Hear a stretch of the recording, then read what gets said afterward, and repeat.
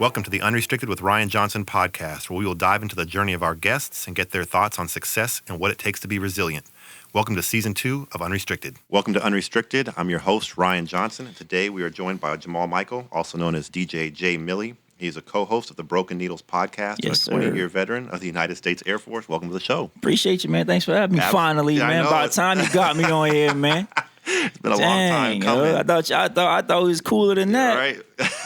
Man. Yeah, we took an extended break, a little bit longer it's than all good, man. Planned. I appreciate you. Appreciate the invite, bro. Absolutely. I'm glad you're here. So we met back in 2010. Yep. Which is crazy to think about. We met at Goodfellow Air Force Base. Yep. You were my coach on the team. Yep. We'll get right into it. Yeah. And I'm sure we'll come back. Yeah. Can I share the story that always remind me of you? Yeah. We were in Fort Sam, Houston at a basketball tournament, right?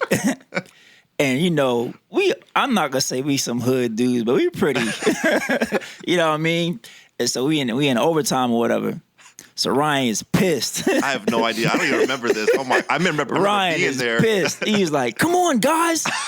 I'm sick of playing these guys." We kind of looked at him like, "Oh man, if you don't put some hood in that, man." So every time I go to Fort, I actually work at Fort Sam. So every time I drive past that gym, though, I think about that crap was hilarious. I don't know why. I'm sick of playing these guys. I'm like, wait, what? You never talk. Who said we that? Won, though. Who said that? We won, though, so I credit that win to you, man. That's funny. I will say, going back to that, I remember we were driving up. It might have been for that trip. We were in one of those 15-passenger GOV vans. Yep. Remember the tire popped? Yep. And I heard a bunch of, I don't know who, it was multiple guys, I know for sure, but the high-pitched screams that came out, not ready. Hey, shout out to you, though, for maintaining control of that vehicle. Hey, I had to, bro. I had to, man. I cannot tell a bunch of wives and girlfriends and parents I lost control of a freaking van, yo. Nah, I couldn't do it. Good times. Yeah, man. Man. Crazy. Time flies. Yes. We'll get into it. Where does your story begin? What story? DJ story, military story? Life story. Life story. I'm originally from Charleston, South Carolina. They had a little bit of issues with Dorian, but everybody's good. No real major damage to anyone that I know. Grew up, had a terrible incident that happened to me when I was 12, so unfortunately moved with my dad. Moved to Germany when I was 12. Loved it, bro. Loved it. So I was a military brat from 1990 to 96. I lived in Germany. So that was an adventure in its own, and made a lot of friends and just adjusted to being a military brat. Joined the military at 19 pretty much. Got married young. Don't do it, y'all. Don't do it. Nah, but my daughter came out of it. So, you know what I'm saying? I got remarried later on. I have a son through that marriage. So I have my daughter, she'll be 21 in November. Awesome. My son just turned 19. So do the math. I'm only 42. So hey, there you go. Right. But yeah, man, just that's pretty much it. And as far as on the DJ side, I just I've always wanted to do it as a kid, but I wasn't where I'm from. I'm not asking my mom for 2 turntables and a mixer, bro. That's not happening. And 2 of each record, you know what I'm saying? So that wasn't about to happen. So finally I moved to Goodfellow, and I met my co-host for the Broken Needles, is DJ T-Rex. Yeah. And come to find out he was a DJ. And then another homie, DJ Soldier, he was a DJ. And so I was just like, this is what it's something. You know what I'm saying? It's fate. Like, So I got started on my computer, of course. I mean, I get clowned for it, but it is what it is. And then I just, I feel like a kid every time I do it, because I've wanted to do it for so long, and that feeling lied dormant for a long time. You know what I'm saying? Lay dormant for a long time. Yeah. And I was finally able to do it. So every event I was jumping on, and then I had the opportunity to DJ for like on shows like with Waka Flocka, with Slim Thug, you know what I'm saying? Just having a chance to just be around those individuals and see how they move, and you know what I'm saying? Just to be in that environment, and I just fell in love with it, bro. Yeah. So, yeah. That's pretty awesome. How would you say your time in the Air Force impacted you as a DJ, as a businessman? Has it played any part? I was never really the military type. Like, I couldn't get into the political bullshit of it. I feel about cursing, but you're good. All right, the political BS about it. I was always, my outlook was always, I'm not going to be in this for the rest of my life. I got you. My objective is do my 20, get my check, get my disability, move on to my route. You know what I'm saying? Move on with my life. I retired at 39. You know what I'm saying? How many people can say that? You know what I mean? Yeah. So I would just say my time in the military, man. I had a blast, bro. I'm gonna be honest. I should have done more of my time as far as schooling, etc. Sure. But I kind of regret not finishing my schooling part, but I had a blast, bro. I'm gonna be honest. I had some great supervisors, some great mentors, and people would say, man, how are you in the military? You don't act like, because I'm like, I'm going to use this for what I can to get what I want out of it and then move forward. I know even if I don't make E8, E9, E7, et cetera. There's other education. Yeah, exactly. I don't, that didn't define me. Sure. You know what I'm saying? I wanted to be a type of person where they say, well, Jamal is this way all the time and or out of uniform. Yep. You know what I'm saying? And that's just what I pride myself on. So, but I mean, the military is not for everybody. You know what I'm saying? It's really not. And honestly, it wasn't for me, but I had a goal. Right. And you know what I'm saying? Used it to get there. Exactly. I had a goal. And that goal was I want some guaranteed money coming in I hear you. for the rest of my life. And I'm not money hungry at all, but I'm like, they at any given moment, I can be in a desert. That's true. You know what I'm saying? At any given moment, I could be wherever. Yep. You know what I'm saying? So I might as finish this thing out and collect for it, you know, for the rest of my life. And, you know, at least I know if something happens to me, my family be taken care of. Absolutely. You know what I'm saying? Yep. So, yeah, man. Yeah. When did you... Well, you can kind of dive into this and explain, but you're part of the Addicted Cruise DJ. Right. What is that? How did you get involved in it? Well, actually, my homie DJ T-Rex, again, and my boy DJ Soldier, they started it. And the funny story is, it's going to sound terrible like a little freaking kid, but I begged and begged to be down. Yo, like, y'all got to let me be down, yada, yada, yada. Yeah. So every other day or every few days, T-Rex would come to the crib. And I'm working. And mind you, it was for like a year. I just worked at it. So he would come to my crib. I play him a mix. The mix would play like a minute. He'd be like, nah, that ain't it. Wow. Really? To my face. Like, you in my house. Right. Eating my food. The disrespect. He'd be like, nah, that ain't it. That's trash. And I'm like, and so I would disagree, but knowing that he has the experience and I'm still learning, I had to take it with a grain of salt, you know what I'm saying, and keep it moving. So finally, I did something, and he was like, you in?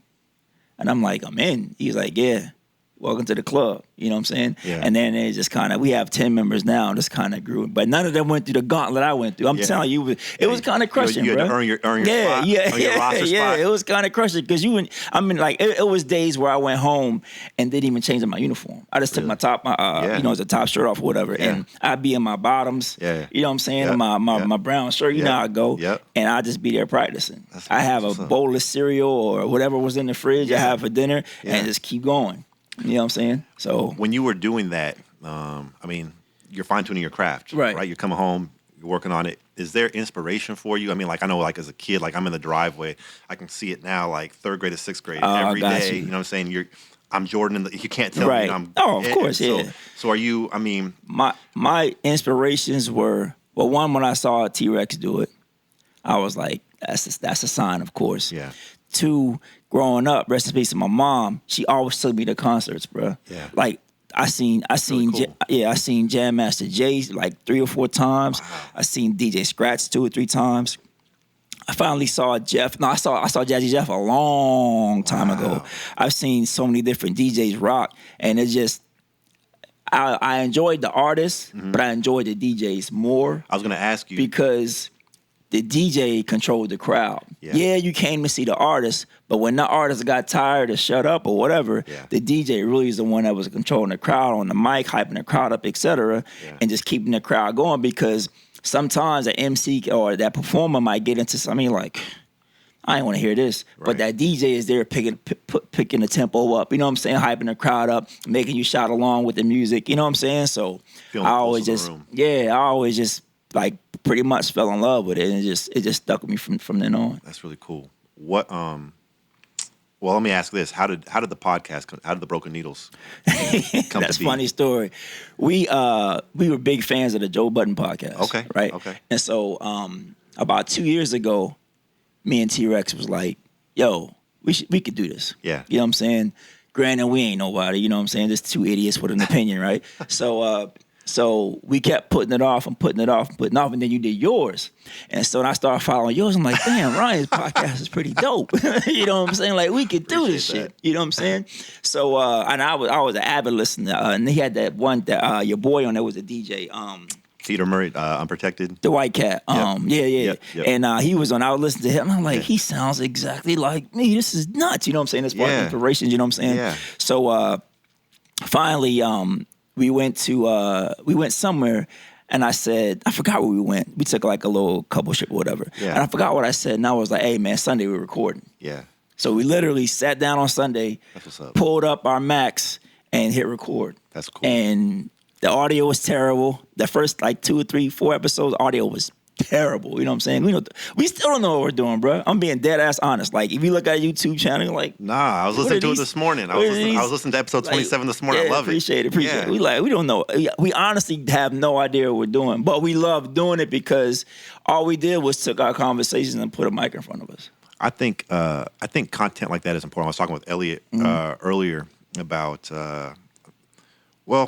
it's kind of like we live in this age of technology, right? And you can turn on the TV now, and you think about all the shows that are out there, and it's like some of it's just complete. I mean, I would say there's nothing to it. There's no value. You know what I mean? At all.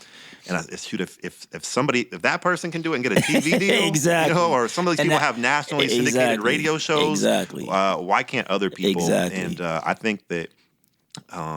I mean, I look at myself as an ordinary person. Ditto. You know, and it's. Ditto. I think that when more people like that utilize the technological advances we have, like a podcast or a YouTube platform, I think we can connect with each other and actually use social. I mean, I use social media as a buzzword, but you know what I mean, we can use it to actually connect with each other. I think the show you have is great. I appreciate it. You guys touch on social, social commentary, topics that are relevant to the day. Right. And I think that when people are driving in their car and they can hear your thoughts, it's relatable. And that's just it. It's strictly our thoughts. Like, our main, and this is going to sound ignorant as hell, but oh well, it is what it is. Our main thing is we're not fact checking. We're not fact checking anything. All we want to do is see something, give our opinion on it. You can agree or disagree, and it might turn around. Like 2 hours after the show, you might read something and say, "Hey, well, man, my opinion might have been a little crazy, but guess what? It's my opinion." It's authentic because, to be honest, if you're sitting in your office with coworkers, or you're in a classroom, or you're wherever, right, in your living room having a conversation with family, you're not well. Google said, exactly. We're talking. Exactly. And if people want to research, they can. Exactly. I think, obviously, facts are important. You know what I mean? I'm not. But see, nothing about fake news or anything like that. But But it's not even my thing. It's not even fake news. It's just opinions. It's opinion. And sometimes people, more often than not, people take opinions as fact. They'll take a person that has a name or has a face or has a, you know what I'm saying, is a celebrity, et cetera. Yeah. And they'll take what they say as fact. I'm like, wait a minute, that's just that man's, that woman's opinion. Yep. Like, why are you putting so much stock in someone else's opinion? Right. Don't you have your own? Right. I mean, it's one thing to agree, but there's another thing to act out. Well, so-and-so said this. I'm like, but so-and-so gave his opinion or her opinion. Right. Why are you so dead set on it? Like, it's not a fact. It's an opinion. I agree. I agree with you. You know what I mean? I think it's interesting. So it's actually a good segue into this topic, because as we were walking up to the studio here, we were talking about opinions and people's opinions of a certain situation. Right. And that situation is Jay-Z's involvement with the NFL. People are on two sides of the fence. Some people, NFL players, have come out and said, I use Eric Reed as an example. He was kind of partnered with Colin Kaepernick and taking the kneel for the anthem, and he was against it. And other people say, I'm for it. Me personally, I really don't give a lot of opinion on this shit, but my opinion is I'm with Jay-Z on this. Facts, From my perspective, it's kind of like he said, you take the need to bring awareness to a situation, and after that, you have to take action. So if you're going to be somebody that he's got huge celebrity weight. Exactly. And I feel like from his perspective, he's going to use it to get into the boardroom, so to speak. Well, literally into the boardroom and to try to make those differences. I think from my perspective that some people feel like he's trying to be the one person to be the voice for an entire community. I don't really agree with that. I don't think that's his intention. But let me ask you your opinion on the whole scenario. Well, the thing with that my thing is always patience, right? You got to wait and see what happens. And the funny thing about what Eric Reed is like, okay, so you're mad at him for joining the very organization that you work for. I thought about that too, right? So your paycheck says NFL or whatever. I'm sure Goodell's signature is on it, being the commissioner. Your paycheck says whatever. So if it's that important to you, why are you still working there? Right. You know what I'm saying? You're getting paid. Yeah, you know what I mean? As exactly. Eric Reed, you're getting paid. Jay-Z is just coming on board to help. Exactly. Why are you taking this paycheck then? Why are you accepting? Why are you still in the NFL? Why are you still on the team? If you're so dead set on, you know what I'm saying, the message and the movement, et cetera, then why not leave the NFL and continue your message? Do something else. You know what I'm saying? Right. It's kind of, it's hypocritical to me. Right. You know what I mean? It's hypocritical. Yeah, I mean, do I wish, and my boycott is bigger than Colin Kaepernick. That was just a straw. Yeah. My boycott is those contracts aren't guaranteed. These guys are out there killing themselves, 42, 41 years old, can't remember their kids' names, bro. Right. You know what I'm saying? I look at myself retiring from the military at 39, right? I can't imagine not being able to remember what my house is at 39 years old. Pretty scary. You know what I'm saying? I can't scary. imagine having to get my wife or significant other to come get me because I can't wipe myself in the bathroom. Right. You know what I'm saying? I just can't imagine it. For those contracts to not be guaranteed, it's just like I can't really, and even in college, it's like I can't really, even with high school, I played football in high school, and I could have had a chance to play in college, but I was stupid and didn't do what I needed to do. But at the same time, it was like, how can I honestly sit there and watch these dudes kill themselves and not really get paid for it? You know what I'm saying? Oh yeah, your contract $100 million, but you only getting 20, and then if you get cut, your money stops.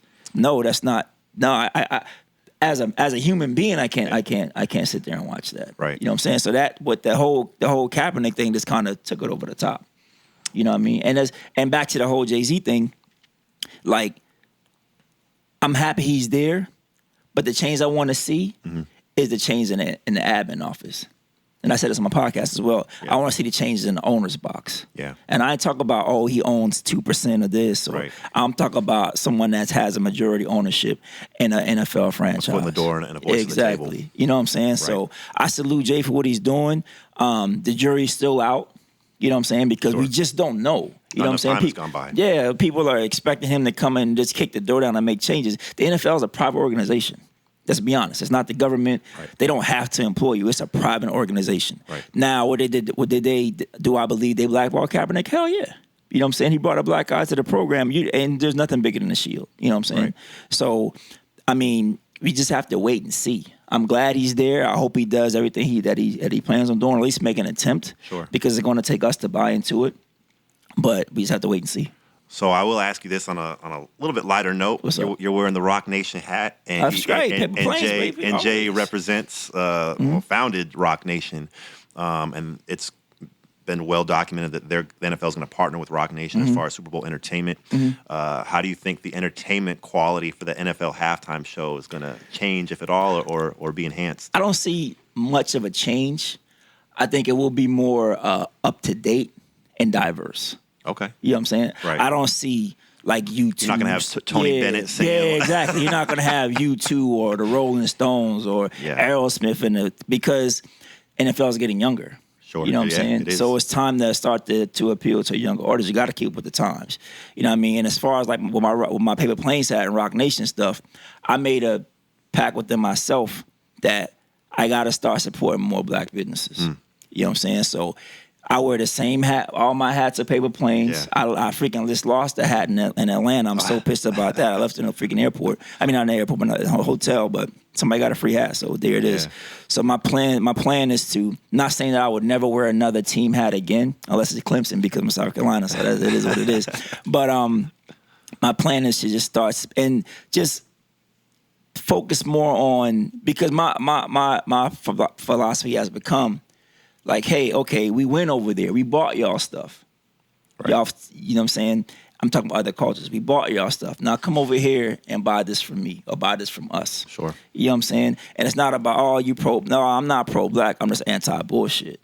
You know what I'm saying? I'm sick of seeing our cultures being taken away from. You know what I'm saying? I'm sick of seeing, like, someone to come in, get a recipe from a black restaurant and then take it to an expensive restaurant and they're charging you $20, $30 more for the exact same shit you can get in the black community. Yeah. And I'm tired of seeing that. Not even just in all minority communities. Yeah. You know what I'm saying? I'm just sick of seeing the pandering. I'm sick of seeing, oh well, we bought this one person. Then nah. It's more than just that one person. Right. You know what I'm saying? It's just and again, I'm not pro-black. I'm not that's not it at all. But I'm just tired of seeing all cultures, Hispanic culture, just all cultures being just culture. There's a lot of division. Yeah, I think in American culture in particular. I hate that. I totally hate it, bro. It's like why can't I, as a black man, go into a quote unquote white restaurant and not be treated the same? And why can you, or not you, but why can another person of a different culture come into a quote unquote black restaurant and be treated the same? I hate that, bro. Yeah. I hate it. And at the same time, it's like, oh, you're happy when we're going to buy from you. But when we try to make something for ourselves, now it's an issue. Right. And then you get called, and then you got people in your own community, and going back to the Jay-Z thing, calling them a sellout.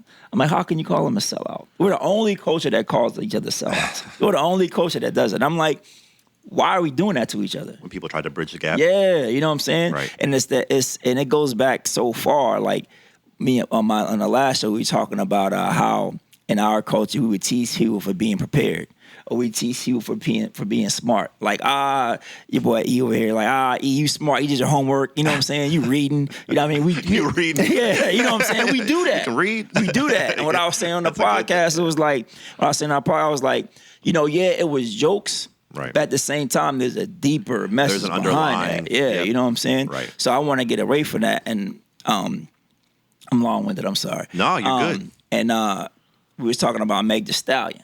Yeah. Right? She had the Hot Girl Summer thing. Yep. But now her thing is Hot Girl Semester. I love that, bro. Yeah. I freaking love that. Yeah. 100%. Even though I got an associate's, yay me, right? Even though it makes me want to go back to school. You know what I'm saying? Just seeing her do that. You know what I mean? Now, do I listen to her music like that? Nah, not really. Right. But being a DJ, you played, of course. You know what I'm saying? But it's those motivational factors that I wish that more people would do. You know what I'm saying? More of our celebrities would step out there and do. Encourage. You know what I'm saying? So exactly, encourage. Yeah. So my fault. I went over all kinds of stuff. That's great. You mentioned that you were as a youth, as a kid, you lived in Germany. You spent a couple years in Germany. I went as an adult, and I loved it. My parents were stationed there when I lived in Japan. What part? They lived in Stuttgart. Okay. Where were you? I was in Bad Kreuznach and Bamberg. Okay. Yeah. Okay. Both my places close. I have no middle school or high school history. It's all gone. But it's all memories, though. How did it? I guess I'm curious. Like, what was your? How did you feel? How did that impact you being there? I went as an adult, and I loved it. Like, it was so different from anything I've experienced. European culture, German culture, but it also kind of opened my eyes as an American. Right. It's living in Japan. So take a step back.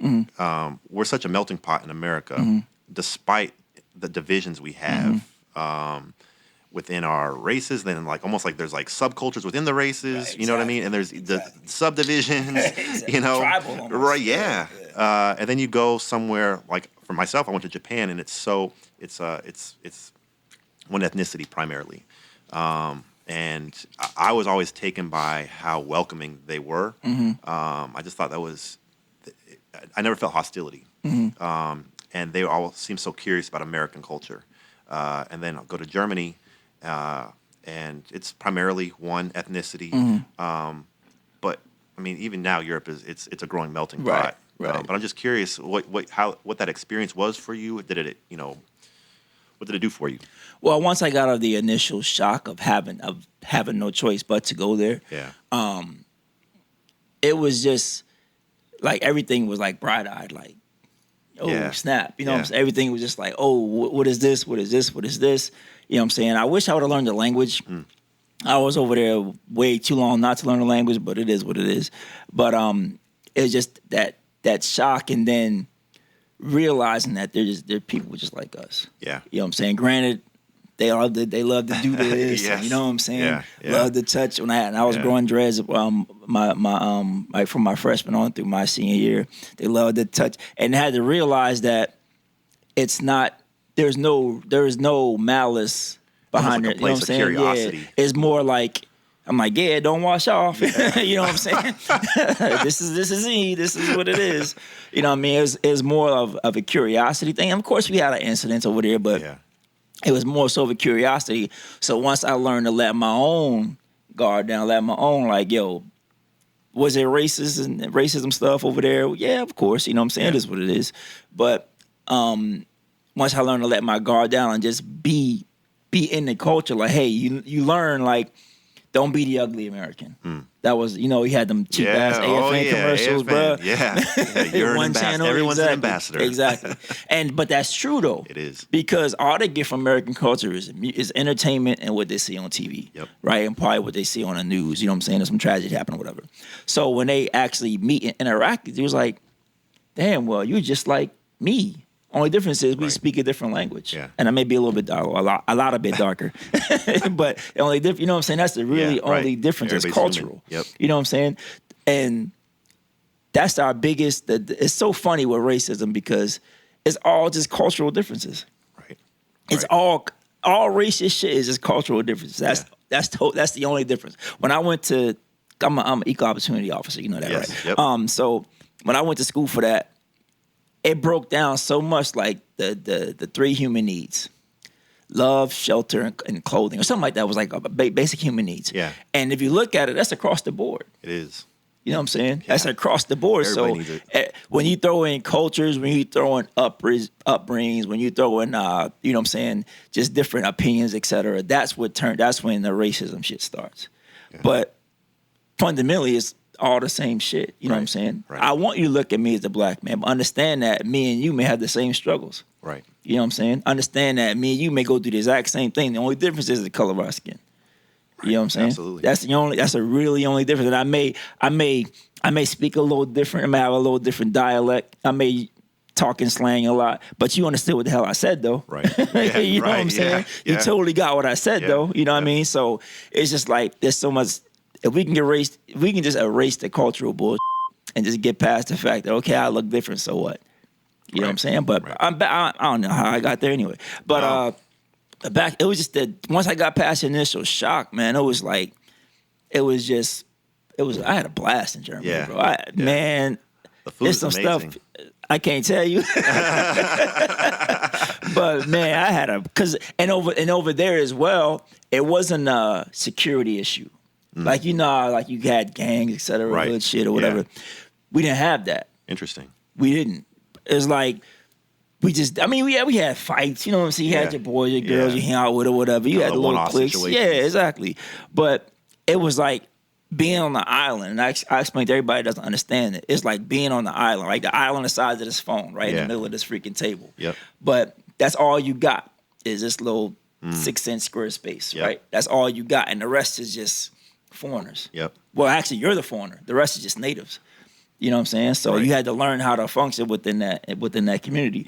And once you did, man, you had a blast, bro. Yeah. Like I remember playing soccer against the Germans. Yeah. Playing basketball, and they kicked the ass in soccer. Yeah. But when it came to basketball, we got our revenge. You know what I'm saying?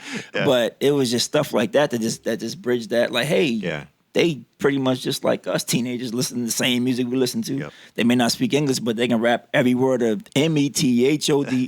You know what I'm saying? So that's just what it was, man. Was there a culture shock coming back to the States? Yes. How was that? Because you're used to going wherever you wanted. Yeah. You know what I'm saying? You're used to wearing whatever you wanted. You're used to that security of not having to worry about somebody messing with you. Yeah. And you would think being a foreigner, you know what I'm saying, in another country, that it would be worse. Yeah. Nah. Interesting. Nah. It's crazy because I remember we went to Italy for spring break. Must be nice. Man. And we went to this Italian restaurant, right? The Italian restaurant. Yeah. So we went to the restaurant, and the owner found out. The owner had to be there that day. Found out we were American. Okay. So we like looking at the menu, right? And so the restaurants, you been to Italy? I have not. No, I wish. Well, just like Japan, they're small, right? Yeah. Restaurants. Okay, yeah. It's probably the size of this room, and kitchen included. Yeah. So we walk in or whatever, and we just picked this restaurant out of random. Okay. We were in Rome. Okay. We were in Rome, and we just picked this restaurant random as hell. So we were all starving or whatever. So it was like 10 of us in one group. So we went in there, and the owner was like, "Oh, Americans." It's like, yeah, you know what I'm saying? He's like, "Oh, yeah. Come in. Cleared out the middle of the restaurant, bro. Brought out a big old circle table. Man, I'm hungry now. I'm getting hungry. Bro, as you're telling this story, we haven't gotten to the serious, food bro. In the middle of a restaurant, right? And so I'm a low black kid from South Carolina, bro. I ain't never seen no shit like this. You know what I'm saying? I'll be honest. So we sitting there, we like, yo, you know, I'm my Italian stereotypes mafia boy. You know what I'm saying? I'm mine. So I'm like, all right. So he took the menus away. No. Just started bringing out plates of food, bro. Wow. And I ain't talking. You ever been to Buca di Beppo? Yeah. Just like that, bro. Wow. Just bringing out, and I'm like, yo, what are you? Yeah. We are a bunch of teenagers, bro. There's no way we're eating this. Right. Pastas and salads and cheeses and just meatballs and just. Yeah. So, you know, you try to get a little bit of everything, and what we learned in that culture is to turn down food is an insult. Interesting. Yeah. You know what I'm saying? Right. So I'm like, and we literally said, hey, man, there's no way we can eat anymore. Not possible. You know what I'm saying? They bringing out Parmesans. Wow. And just authentic spaghettis and the real pizza. You know, real pizzas ain't y'all see here. Real pizza's about that big. You know what I'm saying? Yeah. And there's real pizzas and just, I mean, it's crazy. And so we go to pay, like he was like, nah. On the house. Wow. And mind you, people outside. Waiting to pay. Yeah, people outside waiting. And so the owner came and was like, hey, you know, he spoke pretty good English, but he had an accent. He was like, thank you for coming in. You know, we really don't get a lot of Americans in here. Yeah. And we just wanted to show y'all an authentic Italian. That's how we eat. And we were like, we couldn't say thank you enough. Yeah.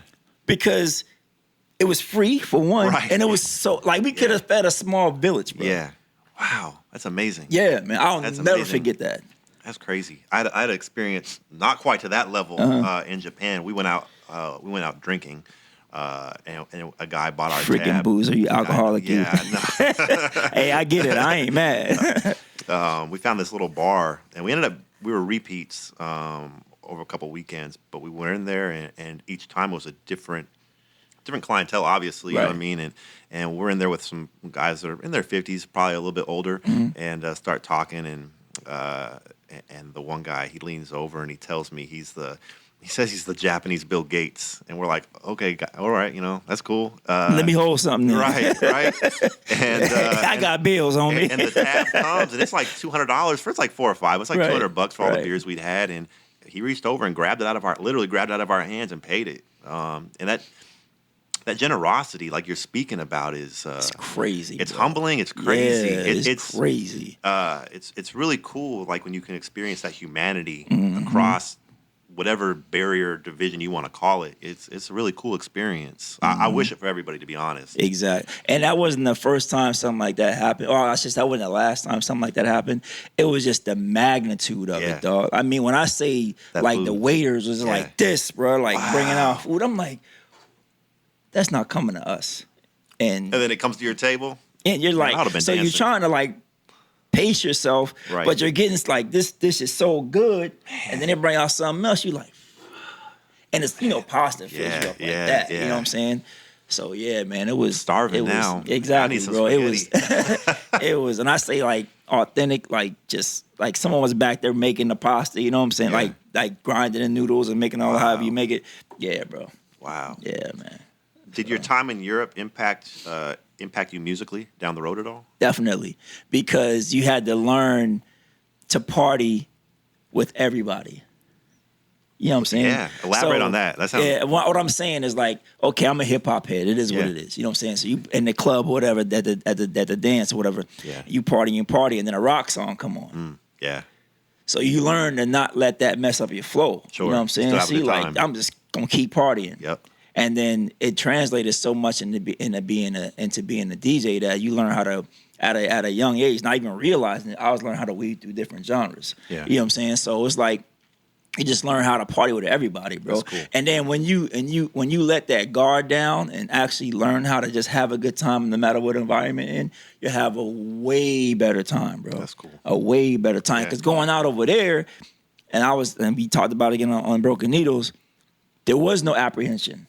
Meaning there was no, man, I can't wear this because of a jump off and I got to fight. Right. Nah, we wasn't worried about none of that. You were going to have a good time. Yeah, like an authentic good time. Exactly. We wasn't worried about none of that. And that was the cultural shock. Yeah. You know what I'm saying? Like, we had school rivals, you know what I'm saying? Yeah. Something may have popped off or whatever, but it was never a thing to where if I see this person that's on or if I, you know what I'm saying?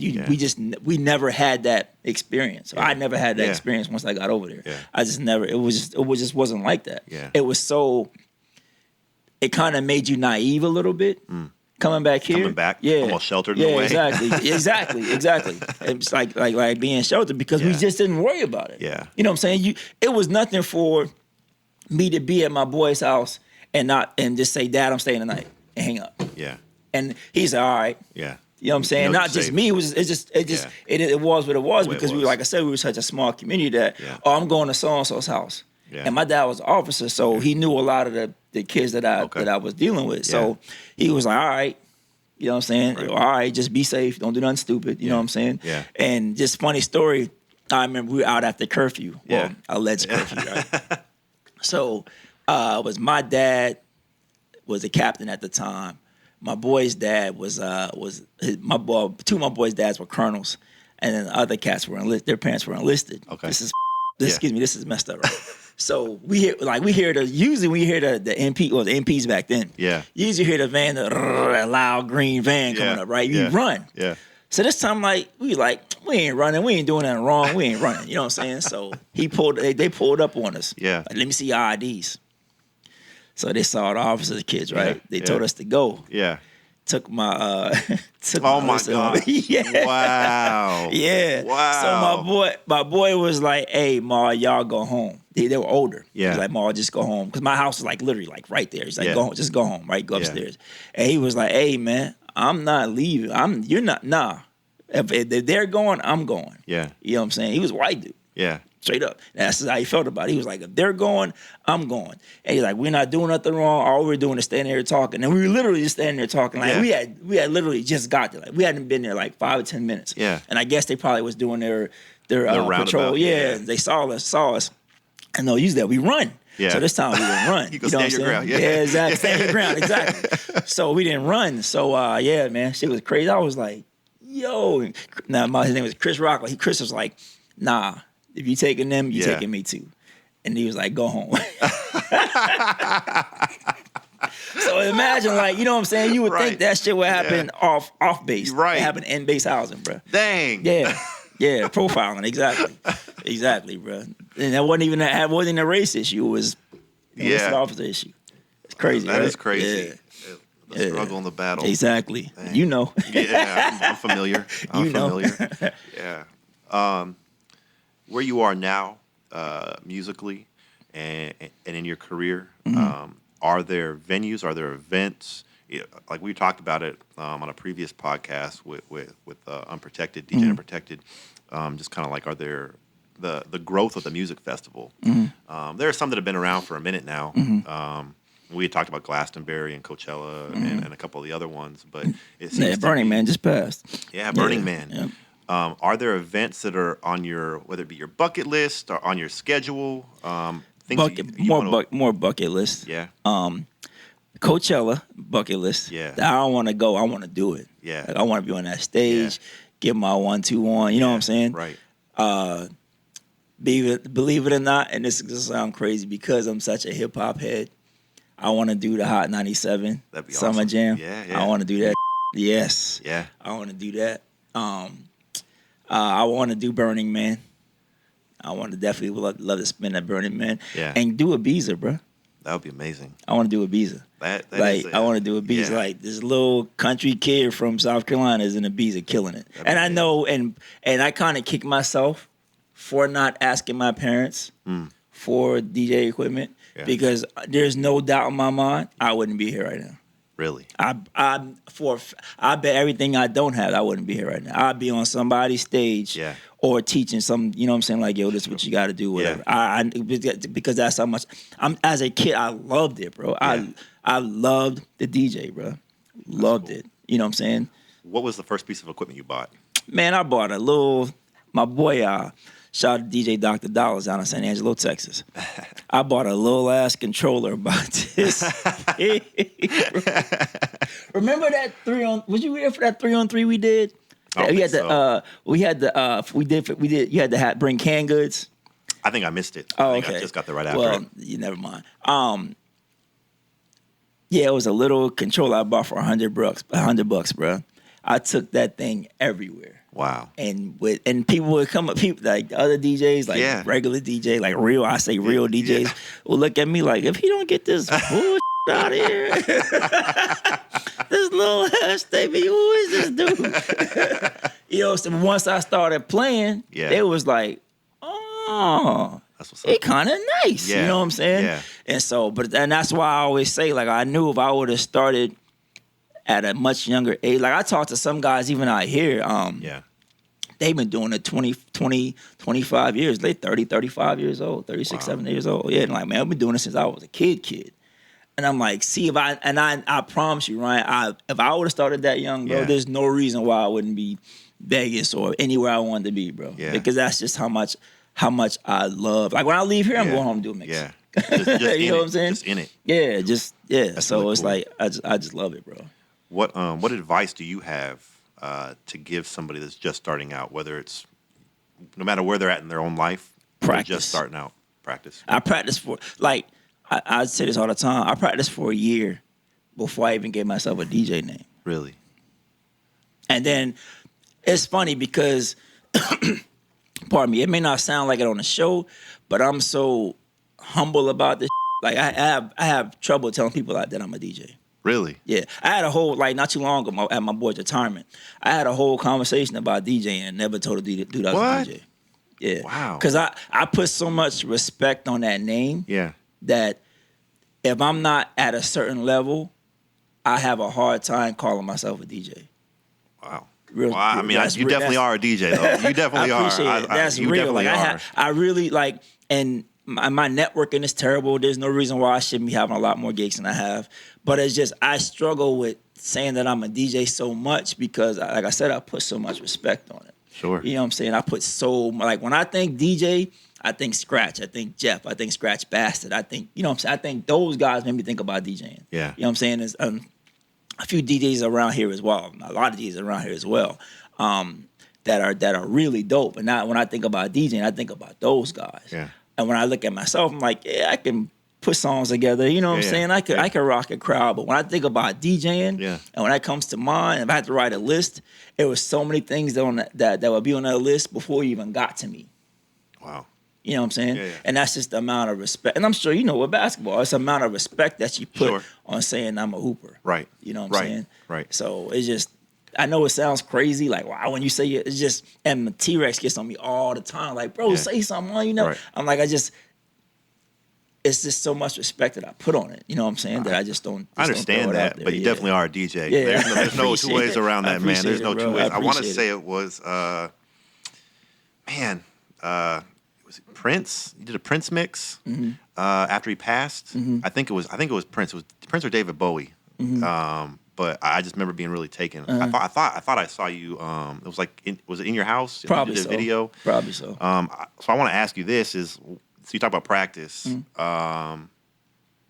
What does practice entail? What does that look like? And I'm always fascinated by like how DJs are able to, whether it's like a mashup, whether how they segue. And that's I'm just wrong terminology here. I just know I like. You're good. You're good. But how do you get there? I had a conversation just yesterday. Matter of fact, yesterday, about because I was just going and practice, right? And I literally just learned this yesterday, right? I was just going to practice. And then I was talking to a DJ, shout out to DJ Ty V.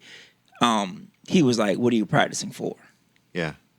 You can go in the gym and put up shots, sure. right? Yeah. What are you doing? What's your focus? Yeah, exactly. Interesting. So his thing was go in one day, practice transitions. Go on one day, practice scratches. Wow. Go on one day, practice using your effects. Yeah. You know what I'm saying? Just have a focus when you're like me. I was just going, plug in, and whatever came out. You know what I'm saying? I play it back in my ear. I listen to it, whatever. If it was trash, I trash it. If it was dope, I put it on Mixcloud. It is what it is, right? Yeah. So he was like, "Yeah, man, that's cool, but what are you practicing on? Are you practicing on being a party rocker? Are you practicing on being a turntablist? You know what I'm saying? Are you practicing on mashups? Practicing on blends? What are you practicing on?" Yeah. So I'm telling you, just yesterday, he made me think. I'm like, well, damn, what am I? What all this time? What have I been practicing on?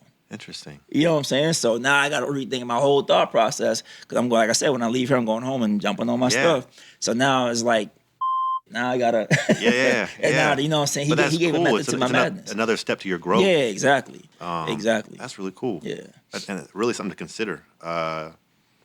Just in general, when people practice. Exactly. Stuff, what are you focused on? Like. Exactly. Yeah. That's really cool. Yeah. Do you have favorite artists that you like to particularly play? More of a BPM thing, beats per minute. I like to stay within.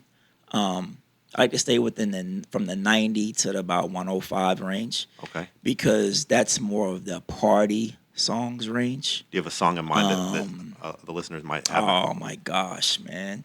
Like Nice for What? I was just on in the car. Like Nice for What is 94 BPMs, right? Okay. It's a dancey vibe, right? Yeah. You can dance to it. Like something like Niggas in Paris. Yeah. You can kind of bounce to it, but you can't get in the club and the female and dance to it. Niggas in Paris, you know what I'm saying? Even with like songs like Big Old Freak and you know what I'm saying, down the and I'm gonna get on to another thing, but that's just the kind of BPM range I like to stay in because that seems to get the crowd moving more. Yeah. And that seems to get more interaction between men and women, men and whatever. You know what I'm saying? However you want to call it. But that seems to get more interaction with those individuals and get more, you know what I'm saying, get the club moving, get the party moving a little more. And when you get down to the higher BPMs, the lower BPMs, like the 70s, the 140s, et cetera, it's more of a vibe type thing. And that's been the in the music scene is we got away from the party vibe and everything, or we got away from the party music and everything turned to a vibe. It's a vibe. It's a vibe. Everything is a vibe. Everything is a vibe. There's no more. You know what I'm saying? I remember used to go out to dance. Right. Even the hood. You know what I'm saying? They was like, yo, I'm about to get in this club, about to get my thing on. You know what I'm saying? You got the towel on you. Like, I'm about to sweat out my good shirt. And now it's just like, everybody chilling. You know, you might get a little head nod. You know what I'm saying? It ain't the same party vibe. And being a DJ, what I noticed is when I threw on those older records that had in that 90 to 10 something BPM range, the party picked up. Interesting. When I bring it back down, you know what I'm saying, to your whoever down in the deal, whatever, you know what I'm saying? They still party, but it didn't. It was like dying down. I got you. You know what I'm saying? Yeah. So I don't even remember the question you asked me. What artists do you like to play? That's where you kind of segued into the it's kind of hard because I've recently, within like the last 2 years, really got into Afrobeat. Okay. Because I love dancehall to begin with. I love dancehall music, like Beanie Man, you know what I'm saying? Yeah. And that's just to name one of the more popular ones. But that translated into me loving Afrobeats. Okay. And so I don't understand a word they're saying, but I love Afrobeat. And the same with like reggaeton. Yeah. And it's funny. I never had a troupe that was straight from Cuba. Yeah. Like, I mean, like had thick accent. You know what I'm saying? He thought he was Tony Montana, right? Yeah. So he brought over Daddy Yankee. Okay. So Jamaica, you gotta listen to Daddy Yankee, yada yada yada. I'm like, I don't listen to this. Yeah. And you know what I'm saying? So and this is back in 2000. Let's see, this is back in like 2003, 2004. Okay. Yeah. So I'm like, it's reggaeton. And we worked in the warehouse. That's all he would like. We all take turns of music. Yeah. And that's all I'm like, you doing turns. Sounds the same. the same beat, right? And so now I love freaking reggae. Yeah. Because now I'm learning that there is a difference. Sure. You know what I'm saying? Yeah. So, and I mean, but as far as an artist, I can't really say an artist is more of just like whatever's going to keep the party going. Like, I love is a genre of music called Moombahton too, right? Mm-hmm. And it's like a faster, like 105, somewhere like 100, somewhere like 110 BPMs, but it has that Caribbean boom, boom, boom. You know what I'm saying? Caribbean feel to it. So they'll take a lot of popular songs and make them Moombahton songs. Okay. You know what I'm saying? So that kind of like, and that helps you weave through the genres as well. You know what I'm saying? Sure. Because you could be playing a country song with a Moombahton beat, and then bringing a hip hop song with a Moombahton beat.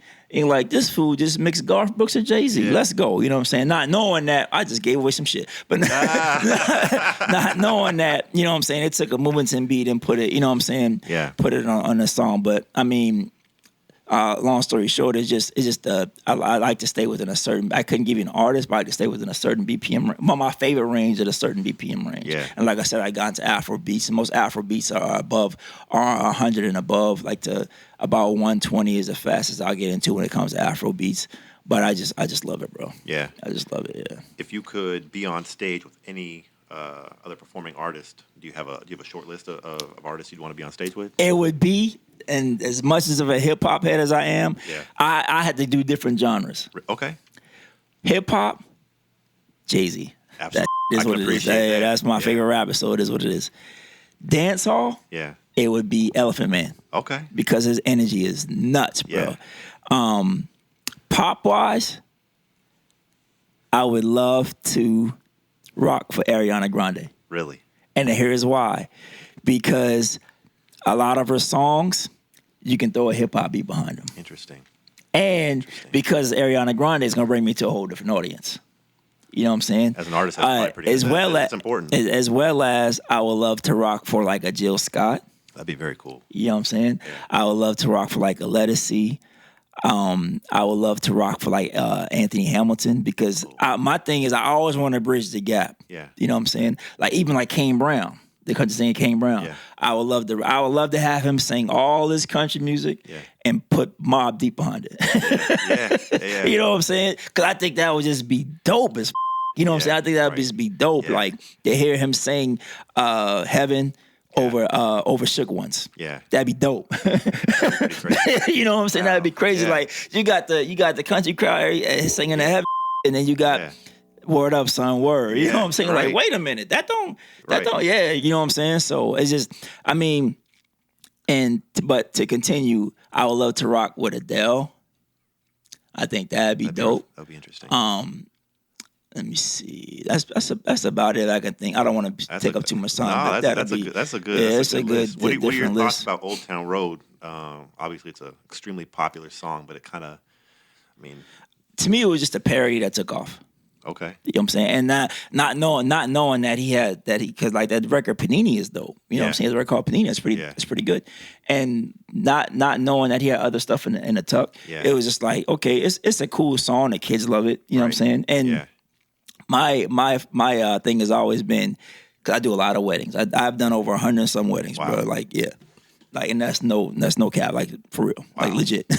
You know what I'm saying? So when your song can make a wedding rock, it's a rap.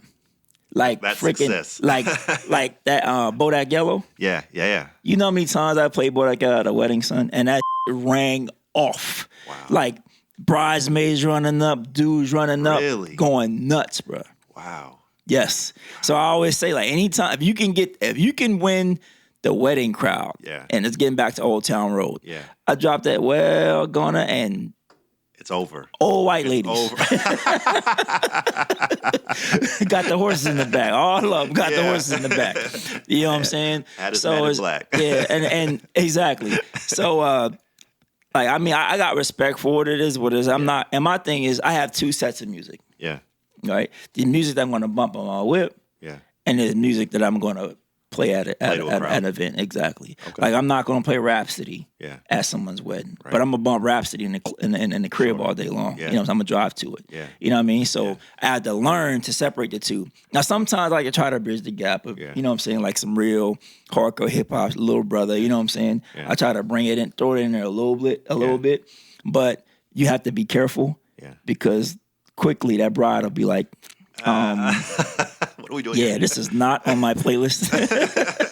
Well, let me ask you about that. As a DJ, when you do events, I'm sure you get people that come up to you all the time and want to, you know, hey, play this, play that. Oh man, the worst is I shouldn't say the worst, but the craziest is I do a lot of Latino and Mexican weddings, Spanish weddings, whatever you want to call it, right? And there's been times where I walk in and I'm the only one, bro. Yeah. And you know what I mean. I'm the only one. No habla español. You know what I'm saying? And so, as one time, it's crazy. It's crazy. I did a gay wedding, right? Yeah. 2 guys got married or whatever. And I guess I walked in the wrong entrance. Okay. Because they were doing the cocktail hour or whatever. Oh, okay. You know, in the movies when the music stopped, on everything I love, bro. On everything I love, the music stopped. And I'm got my case behind me, you know what I'm saying? Because I'm not due to start for another hour, but I always get the hour to make sure prep, right? Yep. So, like, everybody kind of looked at me like, you lost? You lost? So, I tell the story, I tell another story as well. So, everybody kind of looked at me like, what the hell is he doing here? So, I get in there. Once I got going, rap, bro. Yeah. Like they were like standing ovation, bro. Wow. By the time I got done with that night, I guess I don't want to be disrespectful. Was the groom? Whatever. Yeah. The couple. Yeah. You know what I'm saying? The couple was like, we were not expecting you to do that. Wow. And that's the biggest compliment that I get. And the second time that something similar happened, met with the couple, they looked like, how can I explain this without being disrespectful? They didn't look Hispanic. Okay. Like they didn't look Latino at all. They don't look Spanish, whatever. Yeah. Right? So I got their playlist and I'm like, that shit is all in Spanish. Yeah. You know what I'm saying? Yeah. So yeah, you know what I'm saying? Like I'm looking at like no accent, no nothing. Your playlist. Yeah. So I'm going to the paper and I'm listening to her talk. I'm like, I was like, do I have the right playlist? Yeah. And it was like, yeah, what do you mean? I was like, my fault. No, I thought I picked the wrong. You know what I'm saying? So, long story short, get to the event. Right? I'm playing. And all of a sudden, I forgot what song. I played some song, and they went nuts, bro. Really? And the whole, like, but I didn't realize it. Yeah. The whole event, everybody was speaking Spanish. Wow. I didn't realize it. Yeah. You know what I'm saying? I'm like, because we didn't go to the ceremony, we just did the reception. Okay. So, but the MC was speaking in English. He wasn't speaking Spanish. So I'm like, but come to find out, they were all from like lower Mexico. Okay. And there is where the Germans settled. Interesting. So they all got blonde hair, blue eyes. Yeah, you know what I'm saying? Yeah. So I'm in my mind, I'm like, they from. Oh shit! And they partied their ass off. But to get back to what you were saying, I don't know how I got on that story. It's my fault. But to get back, but anyway, I killed that. But they what I have them do is I'll just say, hey man, write it down. Yeah. Because I have a hotspot, I have a Wi-Fi with the company I'm with, Lumina Events. Shout out to them. Yep. I have the ability to download, so I'll go download whatever. Yeah. You know what I'm saying? Right. And I don't mind doing that because at the end of the day, as a DJ, I hate that phrase, bro. I don't know why I said that. My bad. At the end of the day, I hate that. But you know what I'm saying? When it comes down to it, I'm here for you. Right. You're not here for me. Interesting. So whatever I can do to make your, especially at a private event, whatever I can play or do to make your event better, make your night better, that, you know what I'm saying, I'm going to do that. And it's crazy because a lot of times you'll find out and you'll see that you could have an awesome night. Like you killed it, but somebody feel like their event is ruined because you didn't play one song. Like you done played 150 songs. Yeah, right. But because it didn't hear Despacito, you know what I'm saying? Not to be, you know what I'm saying? I'm just saying, but they didn't hear this certain song. Right. They feel like I'm like, so I never wanna I never want to have that. I've had it happen before, but I never want to. Right, you want everybody to leave satisfied. Exactly. Yeah. So. Yeah. But yeah, like when it comes to like Hispanic stuff, man, right there. Don't come. Yeah. People come to me like, "Hey, are you from Panama?" Nope. Are you Cuban? Nope. I am 100% El Negro. You know what I'm saying? So, but and it's a compliment. You know what I'm saying? I take it as a compliment because if they think I speak the language, then that must mean I'm doing something right. Right. You know what I'm saying? Yeah. That must mean I'm doing something right. They connect with the music you're playing. Right, exactly. Yeah. They're like, "How you're not supposed to know that," but I do. So it is what it is. So that's awesome. That's awesome. Man. Kind of as we wind down here. But your question for you though. Oh, okay. Yeah. I know you probably said this before, but it's so funny to see you run the Aztecs, bro. I'm not gonna lie, it's so funny to see you run the Aztecs. I'm you like, probably see that kid in the back of that huddle. Come on, guys. Come on, guys. Like, this is freaking Ryan. Like, what brought that on, bro? Like, because when you told me, I was like, right, man, whatever. Right, you know what I'm saying? right, but then when you did it, I was like, oh shit, Ryan did this shit. You know what I'm saying? But yeah, so what brought that on, bro? Walk me through that. Okay, well, so I was playing on the bass team, right, out here in San Antonio, and honestly, wasn't having a great experience. The program wasn't getting the attention it should have financially, and it felt like, you know. Can I interrupt you right quick? Yeah. 9/11, bro. If you was playing ball before 9/11, you would have loved it. I believe it. You would have loved it, but my bad. No. Yeah, you would have loved it, bro. Well, so I had actually back up a little bit. I had been in Japan for 3 years, and a buddy of mine. We took the bass team. They had gotten in trouble. They had played Misawa had played Osan. They'd gotten into a fight. Typical. The year before we got there. And the way it was explained to us is that the base was like, you know what, we're not going to fund the basketball program. If you guys want to be a basketball team, you got to be a private organization. Really? Yeah. So then the next summer, me and my buddy, we get there. We're both E3s, A1Cs. Right. And we're playing. And the guys that were essentially they were on that base team, called themselves a base team, but weren't playing really anybody. Right. They were just kind of called themselves that during pickup games. And they had the jerseys left over, so I mean, who was I to argue? Right. And there was a guy on base that he had a lot of basketball connections in Japan and down at Yokota Air Base down in Tokyo. And so he said, "Hey guys, you know, I see y'all every day here playing pickup ball. I want to get the base team, the quote unquote base team together and go down and play in the Yokota Fall Tournament." So I'm like, "Yeah, man, I get to go to Tokyo. Cool. Yeah. Go down there." And you know, I brand new to the Air Force. I mean, I'd play with y'all, which really, honestly, a good fellow gave me the confidence to even walk into the gym at Misawa. It did. Well, yes. I appreciate that. Yeah, man. Absolutely. Actually, you know what's funny? It was my first stop. I got off the airplane, got dropped off at the dorms, and I walked straight to the gym. Really? Yes. That's crazy. And I'm really am grateful for that. Talk about domino effects. I really believe in domino effects, right. and so that good fellow gave me the confidence to go to the gym at Misawa. To try and get on the base team. I get on the base team. And so anyway, we go to Yokota. We're wearing FSS jerseys, services jerseys. Got you. I still got the picture today up from that tournament. But the other teams are wearing the gear you can have made in Korea. Right. Like, so Osan has the Miami Heat jersey with the flame off the end. Yakota's wearing Indiana Pacer jerseys. They got names on the back. Yeah. I'm over here with the looks like a penny. With the penny on. Yeah, exactly. Basically a penny. Exactly. So we come back. To Misawa after that. Me and my buddy are like, yo, we can't do this anymore. Like, we can't look like this. Right. So what do we need to do? Right. And we really brought back the base team, which we ended up becoming a private organization.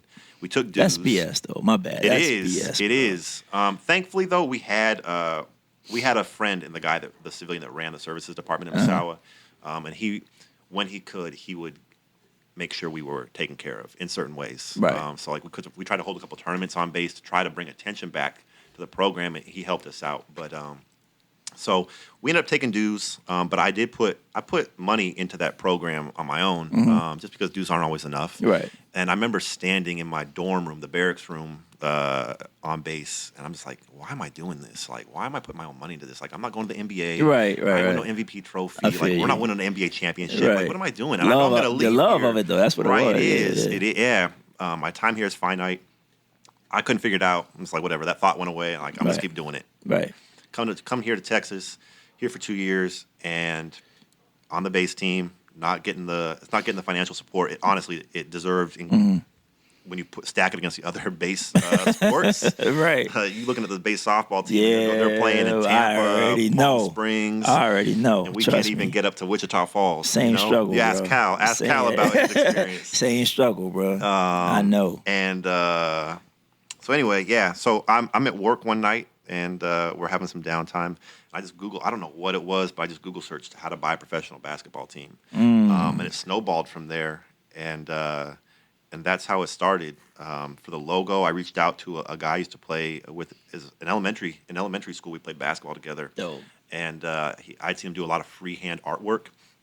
He lives in Seattle area, so he does a lot of actually like athlete portraits. Richard Sherman, Gary Payton, all those. Wow. He does a lot. Sean Kemp, and he's had those athletes. They've signed his work, and he sells it. That's what's up. Yeah, so I reached out and I said, hey man, it would mean a lot to me. Just honestly, like anytime I can bring in somebody, at least from my past, you know what I mean, or at some point in my life, if I can do something to incorporate this, I think it to me it adds weight on a personal level. So hey man, we've known each other since kids. Would you design the logo? He's like, yeah man, I'll do it. So he designed it.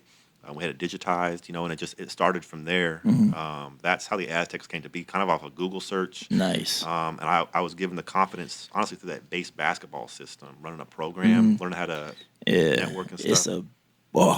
Yeah. I know. Yeah. It was a pain running y'all, but I believe not from y'all part, but just the logistic BS. The politics, logistics, and the funding. Exactly. Yeah, it's That's what's up, though, man. Because he told me, I was like, it's an inspiration because I'm like, I seen Ryan. It's like I seen not that I know you like that, but I mean, but I seen you grow. I'm just like, this dude running the professional basketball. That's what's like. And that's why anytime I can, you ask me to come spin. That means a lot too when you're there. I have no problem doing it because I know where you came from. You know what I'm saying? That. So I have no anytime if I'm not booked or I got time to do it, I'm there, bro. Like all you gotta do is when ask. You came through the players, man, they came out there like, oh shoot, like the whole like we talk about vibes, but the whole vibe, the whole energy. I appreciate it, bro. It turns the place upside down. And this still stands. Like if I'm not booked, you know what I'm saying? I don't got family stuff going on. I'm there, bro. I appreciate that. For real. Like this is real talk. This ain't no bullshit.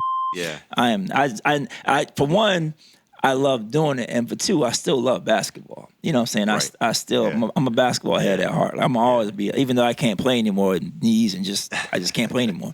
I still love the game. You know what I'm saying? Yeah. So just to be around it and be on the sideline or wherever I am, you know what I'm saying, and just being involved and getting to know some of the players a little bit. You know what I'm saying? You just kind of. I just like it, bro. That's so it's never nothing for me. Like I said, if I ain't booked, I'm there. You know what I'm saying? I'll make sure you get an all-English playlist. I appreciate it. Much. I probably got it anyway, though, so I probably got it. So I probably wouldn't even need it. But, yeah, man. So, and I want to also extend and invite you to come on Broken Needle. Hey, man, let me know when I'm there. We record on Sundays at 10. Okay. So I don't know how your work schedule is. I'm there. I know we're in a different studio on this Sunday. Yeah. But I'll hit you up about next Sunday. We record at my boys at T's crib at 10:00, and we try to keep between an hour and a half. Yeah. And if it's longer, it is what it is. Yeah. You know what I'm saying? So definitely, man, I'll be in touch because we said like one of the first guests he wanted to have was you. Oh. You know what I'm saying? I was like, y'all getting Brian was probably, he was like, bet. You know what I'm saying? Say the word. So it's just a matter of setting it up. So definitely, man, like I said, you were inspiration for me to finally say, yo, we doing this. You know what I'm saying? After talking about it for so long and then we start seeing yours and listening to yours, it was just like, why the ain't we doing this? You know what I'm saying? So it was like, yeah, so you're a bigger inspiration. Yeah, big inspiration than people are watching. You know what I'm saying? I appreciate that a lot. So yeah, man, it's nothing, bro. Well, kind of before we tune out here, do you have anything else you want to put out to really anybody as far as encouragement or just words of advice or words of wisdom? We went, me and my co-host went to a podcasting class from Maul from the Joe Budden podcast. Yeah. He's coming here. He's coming here too, so you might want to look into it. His main thing was he was so cool, bro. Like he was mad cool. Just consistency. Yeah. And whatever you do, stay consistent. And that's the one thing. And not for us, we haven't had more than 40 listens, right? And it's frustrating, I'm not gonna lie, but it's what the biggest compliment that the two compliments that we got was one, you guys' chemistry is ridiculous. Second was you guys are consistent. Yep. Like I know Tuesday morning at 7 o'clock, the audio is dropping. Yep. I know Thursday morning at 7 o'clock, the video is dropping. Yep. So, I mean, it's been a few times we missed. We went on vacation. Sure. Sometimes I was out of town, TDY, you know what I'm saying? I couldn't do it. So, it is what it is. But the main thing was just whatever you do, stay consistent. That's good advice. You know what I'm saying? And don't let other people's success or failures deter you from your own. Because I developed this thought process of everybody has a story to tell, right? It's just some are better than telling stories than others. Interesting. You know what I'm saying? Yeah. Like you have an interesting story, you have an interesting story, I have an interesting story. But if I don't know how to illustrate and I don't know how to narrate my story, it could be a disaster. Connect, right. You know what I'm saying? Right. But if I learn how to narrate and learn how to illustrate my story, it could be a freaking success. That's awesome. You know what I'm saying? Yeah. So I be thinking sometimes. Don't get it twisted. I just look like this. I be thinking. I think sometimes. It hurts to think, but I do it sometimes, bro. Well, I really appreciate you coming out, man. I appreciate you for having me, man. Absolutely, real, man. Friend for life. Absolutely. Like, this is whatever, man. Yeah. I would have done this. We'll have to have you back then. I'm with it, bro. You say the word, I can come here and run my mouth. Yeah, for sure. You know what I'm saying? Ain't nothing. So. Awesome. Well, this has been episode 3 of Unrestricted Season 2. Join us next week when we interview assistant coach Amber Cunningham. Dope. Have a great day. Unrestricted is produced by DJ Unprotected and Elliot Mills and is a production of Aztec Nation in partnership with Where Grinding Never Stops. Please subscribe to us on iTunes, Spotify, and YouTube so you don't miss out on weekly content released every Monday. And follow us on Instagram for behind-the-scenes content by searching @un_restricted.